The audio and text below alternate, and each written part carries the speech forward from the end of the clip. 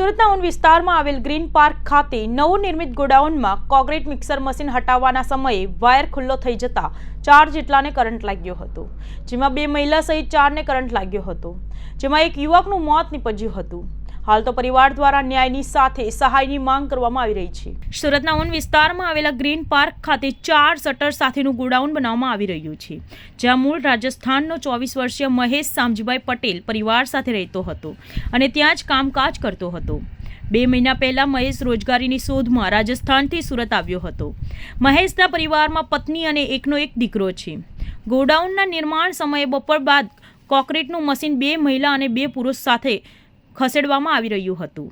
દરમિયાન વાયર ખુલ્લો થઈ જતા કરંટ લાગ્યો હતો, જેના પગલે 2 પુરુષ અને 2 મહિલા પૈકી 3 જણા દૂર ફેંકાઈ ગયા હતા, જ્યારે મહેશને વધુ કરંટ લાગ્યો હતો, જેથી આસપાસથી થતી કામદારો દોડી આવ્યા હતા અને સુપરવાઇઝર પણ દોડી આવ્યા હતા। મહેશને તાત્કાલિક 108માં સિવિલ હોસ્પિટલ ખસેડવામાં આવ્યા હતા, જ્યાં ફરજ પરના તબીબી દ્વારા મહેશને મૃત જાહેર કર્યો હતો। મહેશના મોતને પગલે પરિવારમાં શોકની કાલીમાં છવાઈ ગઈ હતી, જ્યારે એકના એક દીકરાએ પિતાની છત્રછાયા ગુમાવી દીધી છે। હાલ તો પરિવાર દ્વારા ન્યાયની માંગ સાથે વર્તનની પણ માંગ કરવામાં આવી રહી છે।